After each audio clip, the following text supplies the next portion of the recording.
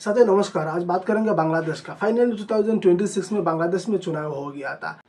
जब छात्रों का आंदोलन नाम पे जमात इस्लाम सभी प्रोटेस्ट करने का बाद जब बांग्लादेश का तत्कालीन प्रधानमंत्री शेख हसीना वहाँ से देश छोड़ के इंडिया आकर शरण लेने पड़े। उसके बाद से देश का हालत बहुत ही बिगड़ गया था। हर जगह में अल्पसंख्यक का ऊपर अत्याचार। अल्पसंख्यक मतलब एक मेजोरिटी हिंदू रहता है बांग्लादेश में। बांग्लादेश में करीब करीब 2.5 करोड़ का पास हिंदू लोग वहाँ पे रहते हैं। लेकिन इसके लिए उधर का जो मुस्लिम संप्रदाय जो कट्टरपंथी लोग हैं वहाँ पे प्रोटेस्ट का नाम पे चुन चुन के हिंदुओं को टारगेट करके उनको जान निकाला गया, इनको सड़क पे मारा गया। ऐसा करने करके कम से कम 1.5 साल आज बीत गया है। आज फाइनली 12 फरवरी को बांग्लादेश में चुनाव हुआ था और आज उसका रिजल्ट नतीजा भी आ चुका है। नतीजा आने के बाद जो डॉक्टर मोहम्मद यूनिस था वहाँ पे सत्ताधारी जब प्रधानमंत्री था अंतरिम सरकार का, उनका नेतृत्व में बांग्लादेश इतना चल रहा था। अभी फाइनली उनको एक चुनाव हुआ सरकार मिल गया है। जैसे कि अभी चुनाव का बाद बीएनपी वहाँ पे जो बांग्लादेश नेशनल पार्टी जो है, इन्होंने चुनाव जीत के एक बड़े मात्रा में वोट हासिल करके चुनाव जीत के बाहर आया है। आइए वीडियो का साथ बने रहिए, डिटेल में बात करेंगे। वीडियो को एक लाइक कर दीजिए और चैनल को सब्सक्राइब जरूर कर दीजिए। कमेंट में अपना मत जरूर रखना। बांग्लादेश में इसी बार 2 मुख्य पार्टी ने हिस्सा लिया था चुनाव में, एक है बीएनपी और एक है जमात। तो फाइनली जो बांग्लादेश का जो बड़ा पॉलिटिकल पार्टी था आवामी लीग, जो बंगबंधु शेख मुजीबुर रहमान का द्वारा गठित किया गया था आवामी लीग को इसी बार चुनाव से बैन कर दिया गया पूरे बांग्लादेश में।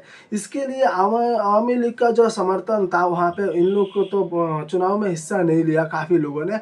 और जो लोग वहाँ पे जो आवामी लीग को वोट करते थे, इन लोग बीएनपी को वोट किया गया, क्योंकि बीएनपी ने वादा किया था जैसे कि अल्पसंख्यक का ऊपर सुरक्षा का जिम्मेदारी लेगा। ऐसा वादा करने के बाद वहाँ पे जो 2.5 करोड़ का आसपास हिंदू लोग रहते हैं, इन्होंने सभी मिलकर बीएनपी को वोट दिया है और बीएनपी को फाइनली चुनाव जिताया गया है।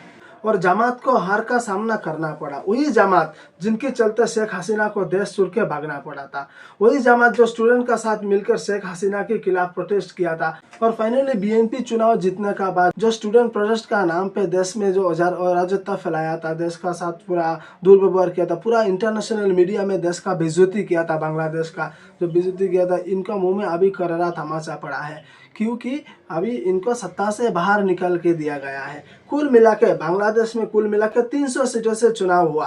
300 सीटों के अंदर 299 सीट में कैंडिडेट उतारा गया था। जो 300 सीटों में चुनाव लड़ा गया था उनमें से सिर्फ 30 सीटें दे पाया है जमात ने, उसका ऊपर इतना कैंडिडेट नहीं था। 30 सीट चुनाव लड़ने का बाद उनको सिर्फ 6 सीटों में जीत मिला है, सिर्फ 6 सीटों में जीत मिला है उनको। उनका बहुमत का हिसाब था 150। 150 सीटें हैं तो वहाँ पे बहुमत होता है। 150 सीटों का जगह में जो बीएनपी है ये 208 सीट जीत के एक बड़ा पार्टी बन के आया है बांग्लादेश में। और रहा बात डॉक्टर यूनिस का, जिसने भारत का खिलाफ प्रोपेगेंडा चला के पूरा भारत विरोधी नारा लगा के बांग्लादेश का साथ, भारत का ऊपर पूरा बांग्लादेश का जनता को भड़काया गया था। पूरा नहीं, कुछ लोग हैं जो डॉक्टर यूनिस का बातों पे आ गया था कुछ दिन के लिए। तो इनका अभी क्या करना, डॉक्टर यूनिस फाइनली कुर्सी छोड़ना पड़ेगा। ज़्यादा दिन, काफ़ी दिन उन्होंने ठान लिया था चुनाव कराएंगे करके, फाइनली अभी चुनाव कराना पड़ा। चुनाव कराने के बाद उनका कुर्सी तक चला गए, उनका कुर्सी और नहीं रहेगा। अभी रहा बात बांग्लादेश का नेक्स्ट पीएम कौन बनेगा। बांग्लादेश का नेक्स्ट पीएम बनेगा तारिक रहमान। तारिक रहमान कौन है? तारिक रहमान शेख खालिदा जिया का बेटा है। शेख खालिदा जिया जो बीएनपी पार्टी का, ये भी भारत का साथ नहीं है, ये भी पाकिस्तान प्रो पार्टी है।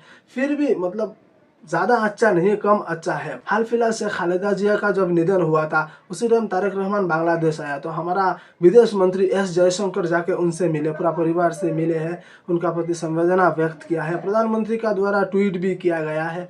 अभी देखा जाएगा आने वाले दिन में विदेश डिप्लोमेट कैसे होगा, बांग्लादेश का साथ क्या हमारा रिश्ता सुधर सकता है, क्या भारत का रिश्ता बांग्लादेश का साथ कितना हद तक आगे जाएगा। क्योंकि भारत और बांग्लादेश का रिश्ता आज के नहीं है। जब बांग्लादेश को आज़ाद करवाया गया था भारत का द्वारा, बंगबंधु का साथ मिल के जब तत्कालीन प्रधानमंत्री इंदिरा गांधी जी का नेतृत्व में बांग्लादेश को पाकिस्तान से अलग कराया गया था, उसी टाइम से बांग्लादेश का साथ भारत का बहुत ही अच्छा रिश्ता रहा है। हाल फिलहाल जब डॉक्टर यूनिस आया था वहाँ पे छात्र आंदोलन का नाम पे आके भारत का विरोध करके पूरा भारत का साथ रिश्ता खराब कर दिया है। अभी फाइनली बांग्लादेश का प्रधानमंत्री बनने वाला है तारक रहमान। तारक रहमान शेख खालिदा जिया का बेटा है, वो लंदन में रहते थे। अभी रिसेंटली बांग्लादेश का राजनीति में आके योगदान दिया है उन्होंने। देखा जाएगा फ्यूचर में बांग्लादेश किस दिशा में लेके जाए तारक रहमान का नेतृत्व में। 35 साल से ज़्यादा दिनों का बाद बांग्लादेश में एक पुरुष प्रधानमंत्री मिल रहा है, क्योंकि पिछली कई सालों से बांग्लादेश का प्रधानमंत्री शेख हसीना, खालेदा जिया शेख हसीना ऐसा करके आए हैं। 35 साल बीतने का बाद अभी बांग्लादेश में एक पुरुष प्रधानमंत्री मिलेगा, ये भी एक बढ़िया बात है। तो उम्मीद करते हैं बांग्लादेश के राजनीति बहुत अच्छा रहेगा। और सुबह सुबह प्रधानमंत्री का द्वारा भी, इंडिया का, भारत का प्रधानमंत्री का द्वारा भी ट्वीट करके उनको बधाई दिया गया है, उनको जीत का मुबारकबाद दिया गया है।